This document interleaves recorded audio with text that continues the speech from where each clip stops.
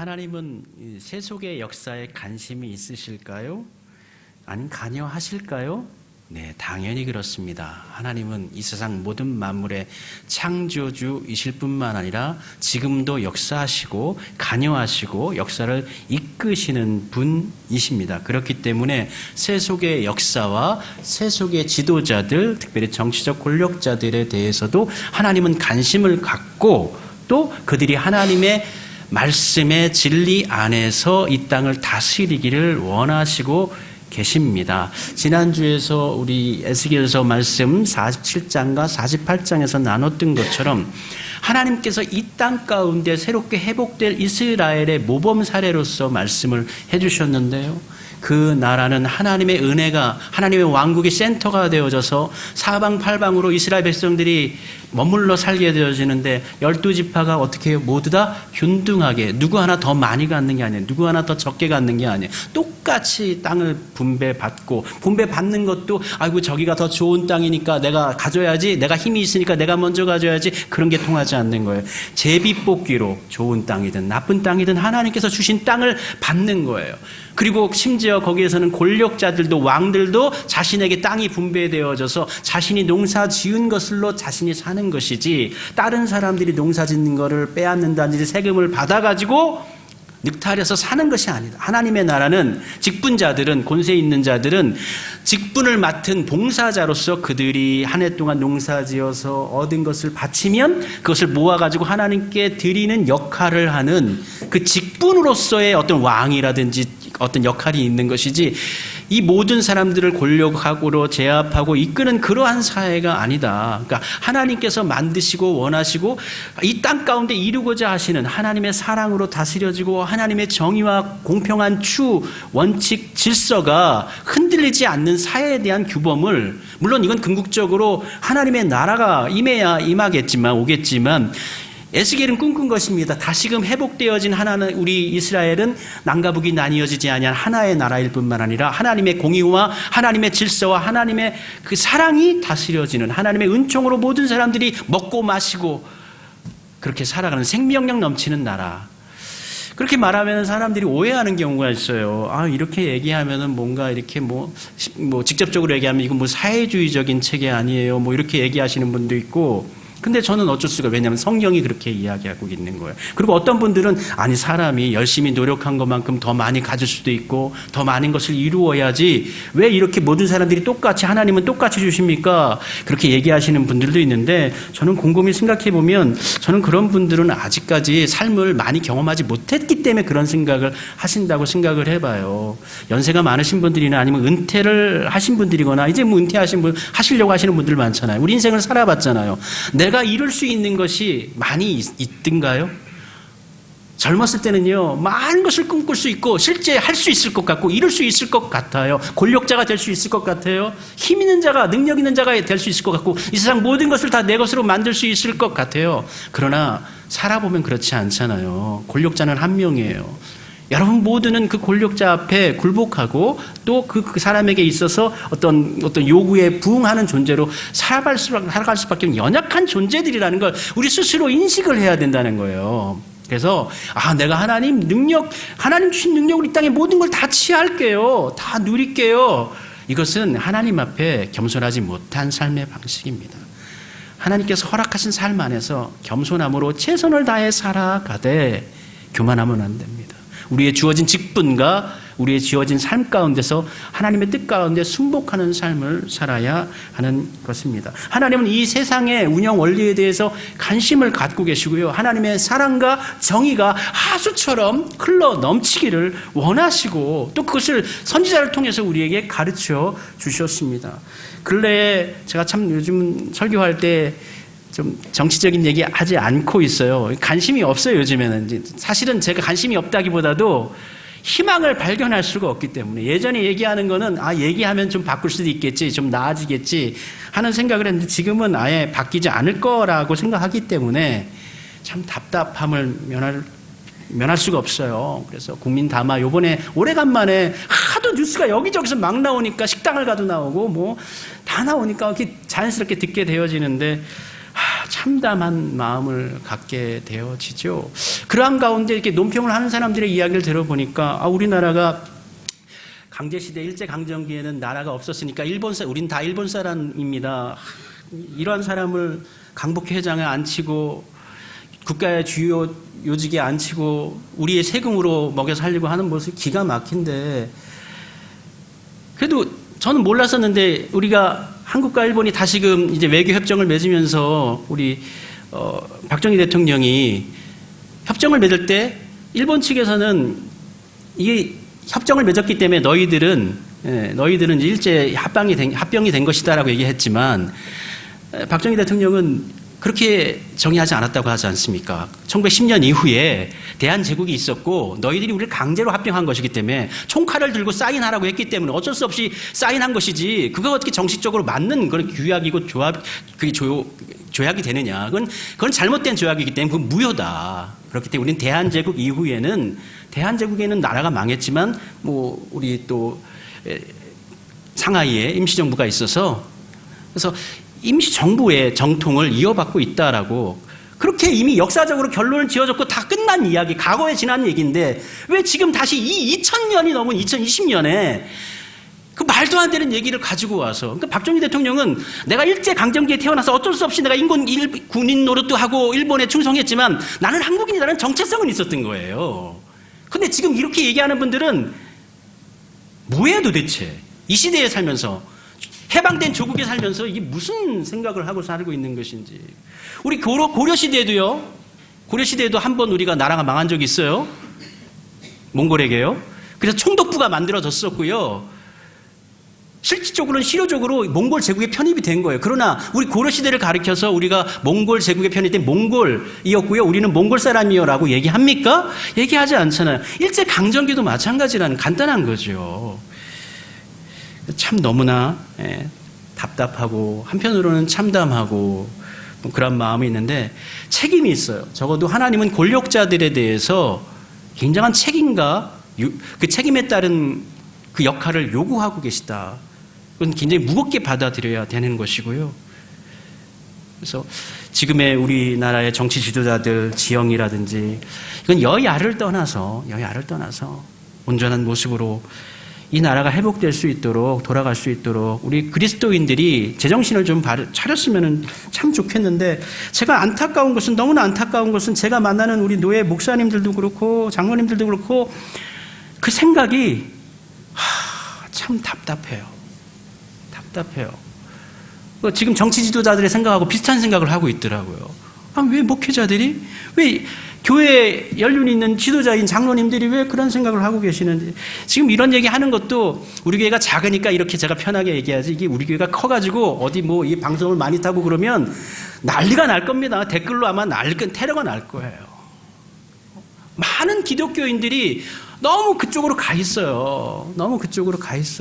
중심을 잡아요. 중심을 잡는다는 게 다른 게 중심을 잡는 게 아니에요. 하나님 나라의 가치, 하나님 나라의 이 땅을 원하시는, 이 땅 가운데 다스려지기 원하는 바른 정치, 정의, 사랑, 그것을 우리가 붙잡아야지. 내 정치적인 이데올로기, 이념 가지고 난 이게 좋으니까, 나는 지역적인 특성이 이쪽이니까 난 무조건 저쪽으로.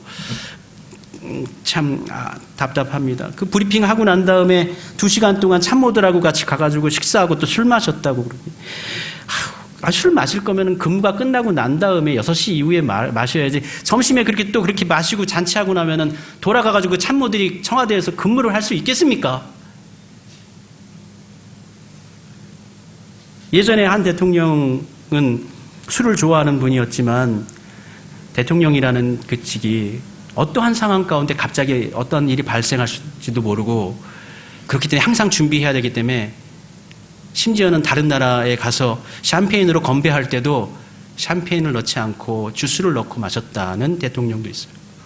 단 한 번도 술 취함을, 왜냐하면 바른 선택을 해야 되기 때문에 너무나 안타까운 모습을 보게 됩니다.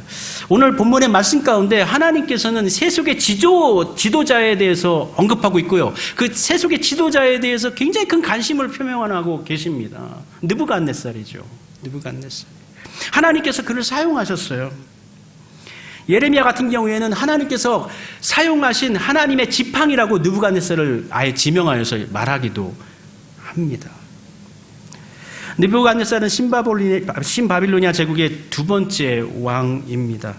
갈그미스 전투에서 애굽을 물리치고 난 후에 이후부터는 애굽이 지배하고 있던 근동 지역의 모든 지역을 포함하여서 또 메소포타미아, 지금의 이란, 이라크 모든 지역을 다스리는 가장 큰 나라를 만들었던 바빌로니아 제국의 2대 왕이었습니다. 그는 유대를 포함해서 수리아, 모압, 암몬 지역의 모든 그 나라를 정복한 후에 그 나라의 인재들을, 그러니까 그 귀족들이라든지 왕족들의 후예들을 인질로 잡아간 것이죠. 인질로 잡아가서 그들을 그 왕족이나 귀족의 후예들이니까 함부로 대할 수는 없지 않습니까? 노예로 취급하고 뭐 일을 시킬 수는 없잖아요. 그래서 그들을 왕궁에 잡아둬 놓고 교육을 시키죠. 갈대아 중심의 메소포타미아 문명 중심의 교육을 시켜요.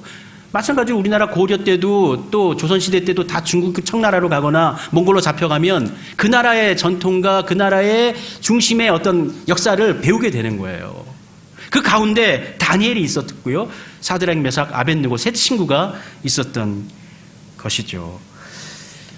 느부갓네살은 왕조를 통일하고 난 후에 새로운 왕궁을 건축하고 큰 도로를 만들었고 대성벽을 쌓아서 이중으로 보호하였습니다. 경제적인 안정과 적의 침입을 막기 위해서 새로운 운하를 메소포타미아 강가에 여러 개의 운하와 댐을 건설했습니다. 특별히 그의 아내 아미티스를 위해서 고향을 그리워했기 때문에 그 아내가 위로를 받을 수 있도록 그 성을 수로를 놓고 그 수로를, 그 뒤쪽은 이제 수로인데 수로의 물을 끌어올린 것이죠. 펌프에서 끌어올려가지고 위에서부터 다시 흘러내리게 한 공중정원은 세계 제7대 불가사의에 속하는 그러한 건축물로 당시에 아주 위대한 왕이라고 볼 수가 있겠죠. 근데 그의 성품은 그렇게 부드럽지 못했던 것 같습니다. 자신의 꿈을 제대로 해석하지 못한다고 바벨론의 모든 박사들을 일거에 다 죽이려고 하는 것으로 보아서 매우 난폭한 성향을 가지고 있었고, 고대 근동 지역의 모든 인재들을 모아놓고 난 다음에 그 인재들마저도 꿈 해석 못한다고 죽이려고 했던 모습을 보면서, 일시적으로 죽이려고 했던 모습을 보면서 장기적인 계획을 가지고 그 나라의 관료들의 자녀들을 다 데리고 왔는데, 잡아왔는데 일시에 죽이려고 하는 모습을 보니까 매우 충동적인 그런 모습을, 성향을 살펴볼 수가 있겠죠. 당시에 대부분의 군주들, 절대 군주들이 가지고 있었던 것처럼 그 역시도 자신에게 집중하는, 자신에게 영광을 돌리는 매우 교만한 삶을 살고 있었습니다. 그러나 이 모든 것들은, 이 모든 영화는, 이 모든 부귀는, 이 나라의 모든 땅들은 다 하나님께서 그를 역사 가운데 사용하셨기 때문에, 그를 들어 사용하셨기 때문에 그가 얻은 것이고 누린 것이었다라는 것이에요. 그런데 그 모든 것들을 그는 당연히 내가 잘났기 때문에, 내가 능력이 있기 때문에 이 모든 것을 취할 수 있었다라고 생각했던 것이죠. 그래서 하나님은 다니엘을 통해서 이 느부갓네살에게 이 온 열방의 참신은 하나님이고 너를 네 자리에 있게, 왕의 자리에 있게, 제국의 황제로 있게 한 것은 바로 너의 능력이 아니라 너를 선택한 하나님의 뜻이 있었기 때문에 그와 같이 된 것이다 라는 것을 알려준 것이죠. 그래서 꿈을 꾸지 않습니까? 큰 신상의 꿈을 꾸지 않습니까? 금으로 되어져 있고, 여기 뭐 가슴은 뭐 은이 되어져 있고, 배와 허벅다리까지는 노시 되어져 있고, 뭐 철이 되어져 있고, 흙이 되어져 있고, 그것을 꿈을 얘기하지 않고 맞춰봐라 하니까 모든 박사들이 못 맞췄죠. 근데 하나님께서 다니엘에게 그 꿈의 내용을 알려주셔서 그것을 해석해 주는데, 정금은 당신입니다. 당신의 나라입니다. 정금이라고 하니까 좋겠죠. 근데 다음이 뭐예요? 정금의 나라가 없어지고 난 다음에는 은의 나라가 일어납니다. 당신의 나라가 끝이 있을 수가 있습니다.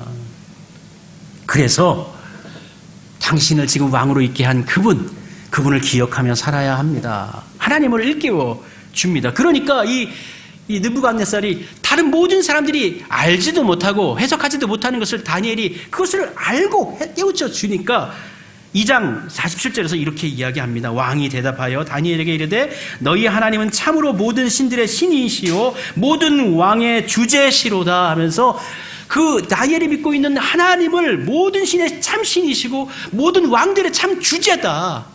우리의 왕을 있게 한 그분이 바로 그분이시다라고 고백을 합니다. 그러나 이 고백은 이어지지 않죠.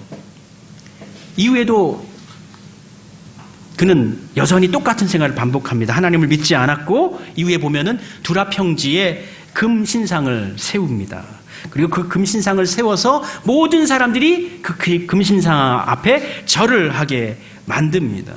이 정복자들, 또 우리 독재자들은 우상 세우는 것을 좋아해요. 동상 세우는 것을 좋아해요. 특별히 바벨론 지역의 문화는, 메소포타미아의 지역의 정치적 종교적 문화는 왕이 신이 되지 못합니다. 왕은 신의 대리자입니다. 애굽 같은 경우에는 왕이 신의 아들이 되죠. 더 절대적이죠. 근데 메소포타미아의 문명은 왕이 신이 아니에요. 신에게 신이 일임한 거예요. 왕의 신의 대리자의 역할을 하는 거예요. 그러니까 자기의 우상을 세운 것이 아니라 자기가 신상을 세웠는데, 다만 백성들로 하여금 너희들은 무조건 저 절 앞에 절하라는 절대적인 명령을 본인이 내리는 거예요. 그 명령에 순종하는 모습, 백성들이 따르는 모습을 보면서 역시 내 권위가 살아있구나, 내 권력이 서슬퍼하게 살아있구나라는 것을 느끼면서 자기 만족을 하게 되는 것이죠.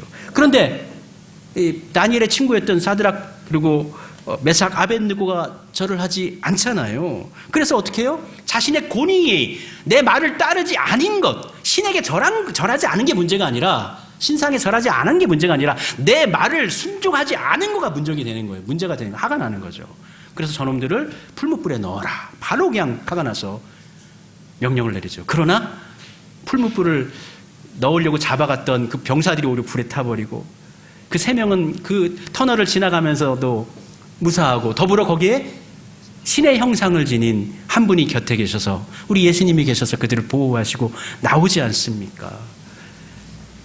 사드락 메삭 아벳느고가 절을 하지 않았다고 많은 사람들이 상고해서 고소했어요. 근데 여기 다니엘은 빠졌죠. 왜 다니엘은 빠졌을까요? 다니엘은 보다 이 느부갓네살과 아주 깊이 있는 신뢰의 관계가 형성되어져 있기 때문에 먼저 다니엘을 공격할 수는 없었던 거예요.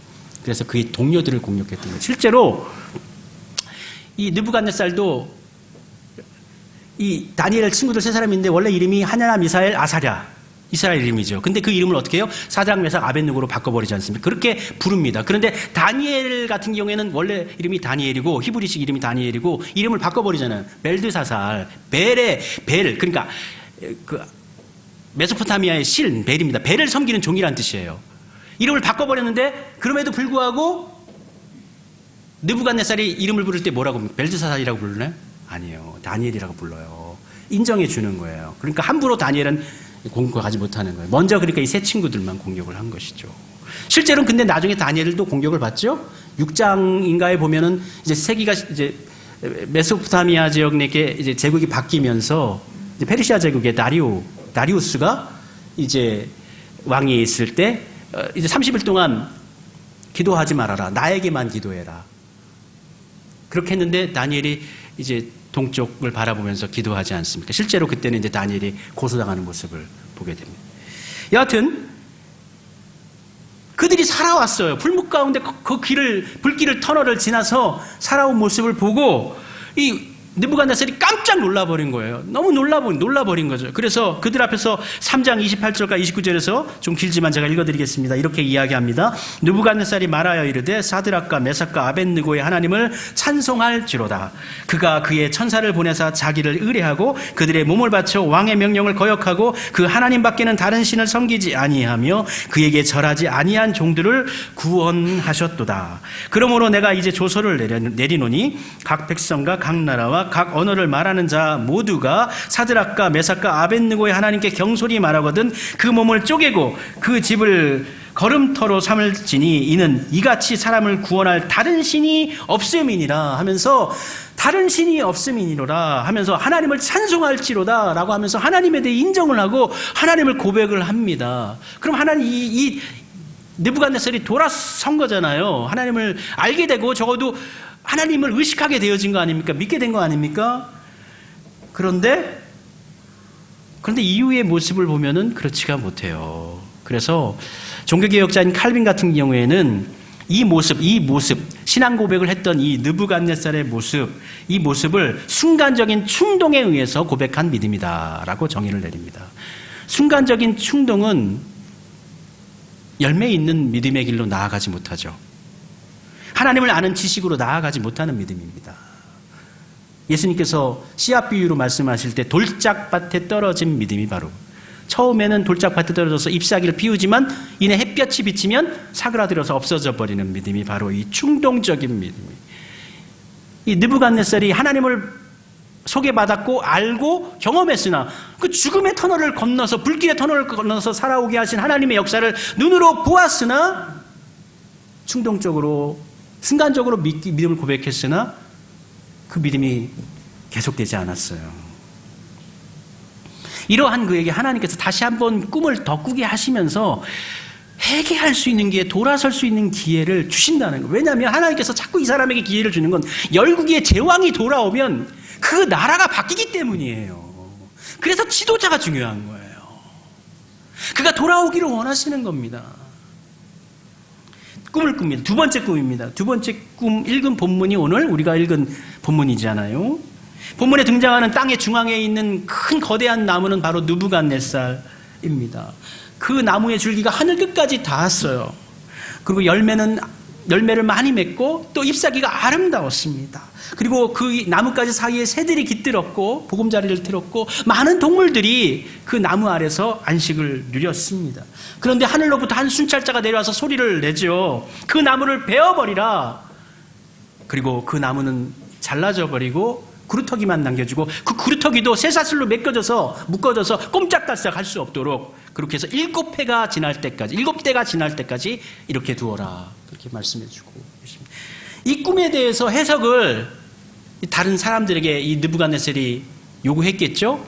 근데 다니엘 만나기 전까지 다른 박사들이 이것을 해석하지 못했다고 이야기하는데 제 생각에는 해석을 못한 게 아니라 감히 이야기할 수가 없었던 거예요. 이 꿈 내용을 보면 이거는 이 나무가 느부갓네살 왕인데 근데 이걸 얘기하면 내 목이 날아갈 것 같으니까 감히 얘기할 수가 없었던 거예요. 그래서 다니엘도 고민하다가 이걸 얘기한단 말이에요. 이거 당신입니다. 이거 당신이에요. 그러면서 마지막에 이렇게 덧붙여 얘기합니다. 오늘 그 4장 27절에 보면 그런즉 나의 가난한 것을 받으시고 내가 부탁하겠습니다.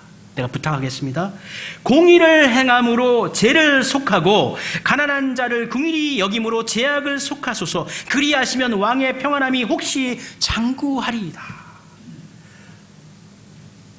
그렇게 하지 아니하면 하나님께서 심판하실 겁니다.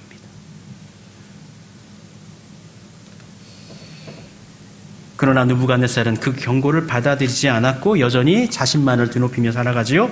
자신이 정복하고 성취하고 소유한 것에서 벗어나지 못하는 삶을 살아갑니다. 그리고 12달이 지나버렸죠. 12달 지날 때까지 하나님께서는 기다려주셨습니다. 그 기간 동안 그 기간은 회개의 기간이고 하나님께서 기다리시는 기간이고 우리가 돌아서야 할 기간인데 그 기간을 놓쳐버렸어요. 그 기간을 자신만을 높이며 살았습니다. 그리고 12달이 지난 어느 날 그가 바벨론 성에서 이렇게 얘기합니다. 30절 말씀입니다. 이 큰 바벨론은 내가 능력과 권세로 건설하여 나의 도성을 삼고 이것으로 내 위엄을 삼고 이것으로 내 위엄의 영광을 나타낸 것이 아니냐. 아주 교만한 말을 하죠. 야, 이 바벨론, 이 크고 능력 있는 이 성, 내가 이걸 내 성으로 내가 삼았고 이것을 내 위엄으로 거처를 삼았을 뿐만 아니라 내 위엄과 영광을 나타내기 위해서 내가 건축한 것이다 라고 자신의 영광을 드러내고 자신을 높입니다.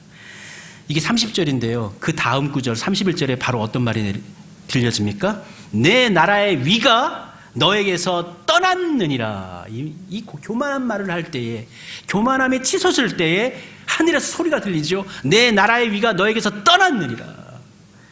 바로 떠났죠. 그리고 그는 7년 동안 왕위에서 내려와서 자신이 가지고 있던 누리던 모든 자리에서 물러나고 잃어버리고 짐승과 같은 삶을 살아가게 되어지는데 느부갓네살은 7년 동안 좀 이상한 정신병에 걸려버립니다. 그때 제대로 왕로로 살 수도 없었고 소처럼 풀을 뜯어먹고 들짐승과 함께 살았습니다. 의학계에서는 이것을 특정 동물과 자신을 일치시키는 정신질환으로 인사니아 조안 트로피카라고 하는, 인사니아라는 거, 영어로 하면은 이 라틴어 인사인데 인세인이라면, 인세인 뭐예요? 제정신이 아닌 미친이라는 뜻이잖아요. 트로피카라는 건 열대 우림을 얘기하는 것인데 우림이란 우림 속에 살아가 있는 모든 생물 동물들을 얘기하는 거예요. 그래서 인세니아, 그러니까 인사니아 조안 트로피카 하면은 미쳐버린 제정신이 아닌 동물이라는 뜻이에요. 그래서 그 중세의 전설을 보면은 그 늑대 전설이, 늑대 인간 전설이 있어요. 자신을 늑대와 동일시켜가지고 어느 뭐 달이 뜨거나 그러면 자신이 늑대인 것처럼 착각을 해서 그와 같이 행동을 하는 그러한 어떤 전설이 있거든요. 이게 바로 인사니아 조안 트로픽하고 같은 모티브를 가지고 있는 병이라고 합니다.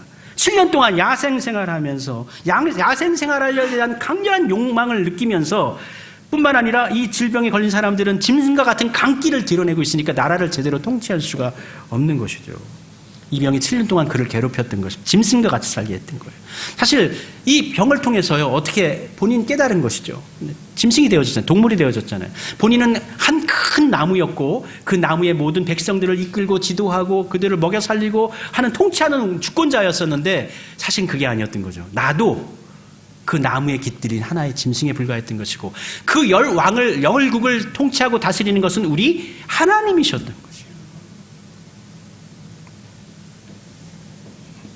그렇게 7년이 지난 후에 그가 회복을 하게 되어지는데 그가 회복할 때의 장면이 하늘을 바라보는 것입니다.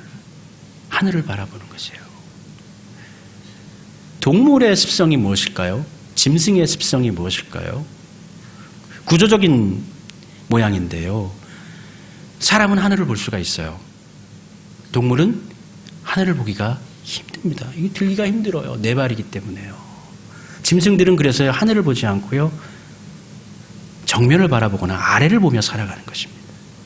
근데 그가 짐승처럼 살던 그가 다시 하늘을 우러러 보게 됩니다.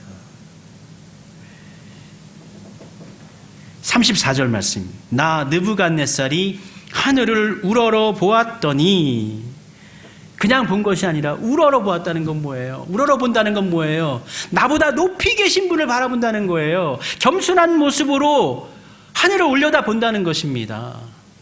우러러 보았더니 내 총명이 다시 내게로 돌아온지라. 그렇게 해서 그는 다시 왕위에 복귀하게 되죠. 그리고 얼마 살지 못하고 이후에 그의 손자인 에얼무르닥이 왕위를 이어받게 되어지는데 얼마 안 있어 이 바벨로니아, 신바벨로니아 제국은 페르시아에 의해서 메데아 파사 연합군에 의해서 멸망을 하게 됩니다. 그는 이어서 고백합니다. 34절에서 이에 내가 지극히 높으신 이에게 감사하며 영생하시는 이를 찬양하고 경배하였나니 그 권세는 영원한 권세요 그 나라는 대대에 이르리로다. 왕위에서 복권되어졌지만 그가 실질적으로 나라를 통치할 수는 없었을 거라고 생각을 합니다. 왜냐하면 7년이라는 기간 동안 벌써 모든 권력의 기반이 붕괴되어졌고 이미 왕위는 넘어가 버렸기 때문에 실질적인 다스림이 손자를 통해서 이루어지기 있었기 때문에 그의 연대가 거의 끝났다고 볼 수가 있죠. 그러나 이 마지막 34절의 고백을 보면은 그리고 또 이어지는 37절의 고백이 있습니다. 그러므로 지금 나 느부갓네살이 하늘의 왕을 찬양하며 칭송하며 존경하노니 그의 일이 다 진실하고 그의 행하심이 위로 의로우시며 무릇 교만하게 행하는 자를 그가 능히 낮추심이니라. 교만하게 했더니 자신이죠. 그를 낮추셨다는 거예요. 그의 마지막 모습이 마지막 기록된 성경 구절의 모습이 매우 은혜롭습니다. 결과적으로 그가 돌아왔다고 봐야 돼요. 일시적인 충동에 의해서 잠깐 돌아갔다가 다시금 원래대로의 삶으로 회복하고 회개하고 세상으로 돌아갔으나 그가 심판받고 고난당하고 그리고 난 다음에 좀 나이도 좀 들었겠지요. 그리고 난 다음에 아이고 내가 이 세상 모든 걸 다 최고의 자리에 올라서 모든 걸 다 내가 이루고 내가 권력을 가지고 있고 내 모든 것을 다 누리고 그러나 이러한 모든 것들이 나이가 들면 아무리 권력이 있어도 허망하고 부질럼 없게 느껴지기도 하고 그리고 또 7년간의 그 고난의 세월을 살아가면서 나보다 높이 계신 하나님 짐승과 같은 나를 돌보시는 하나님이 계시다는 걸 그가 경험했던 것이죠. 이 시대의 대부분의 사람들이 느부갓네살 같은 사람이 되기를 원합니다. 대통령 되기를 원해요. 왕 되기 원해요. 가장 큰 권력자 되기를 원해요. 가장 많은 부를 누리기를 원합니다. 그것을 향해서 달려갑니다.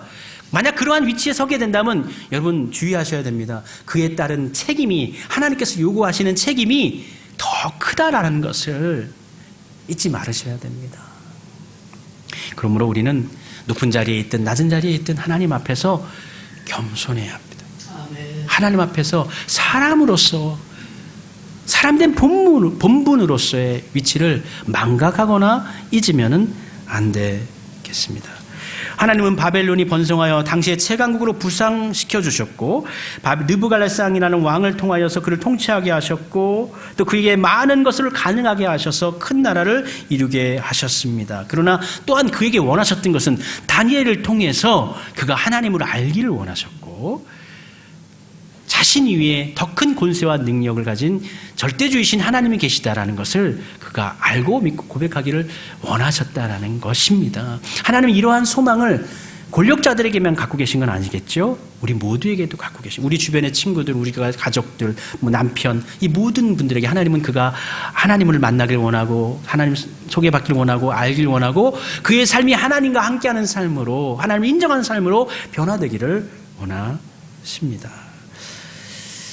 느부갓네살은 이런 하나님의 뜻 가운데 돌아서지 못했고 여전히 하나님 앞에 교만했고 또 그래서 무기력하고 비참하게 들짐승과 함께 거하면서 소처럼 풀을 뜯어 먹으면서 고난을 당했습니다.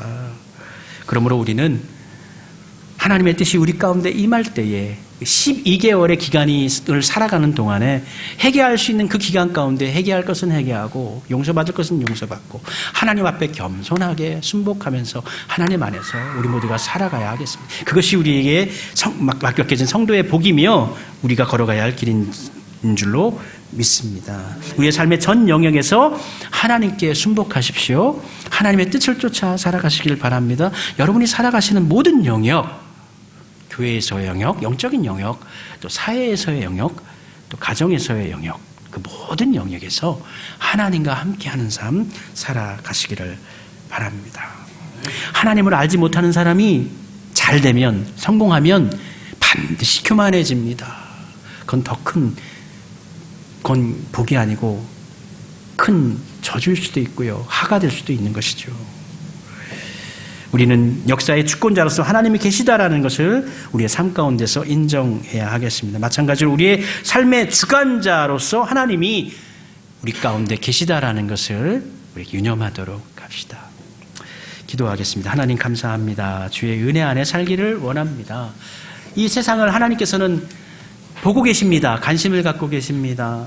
우리가 어떻게 살아가는지, 어떤 결정을 내리는지, 어떤 마음으로 살펴서 하나님의 뜻을 쫓아 따라가는지 아닌지 하나님께서는 관심을 가지시고 우리를 지켜보시고 때로는 잘못된 선택을 하면 안타까워하시고 하나님 뜻에 맞는 선택을 하면 기뻐하시며 손뼉치며 좋아하실 터인데 아버지 하나님, 우리의 남겨진 삶이 이전보다 더 큰 하나님의 은혜 가운데 복되게 하시고 하나님의 뜻한 삶으로 은혜롭게 하여 주옵소서. 예수님의 이름으로 기도드립니다. 아멘.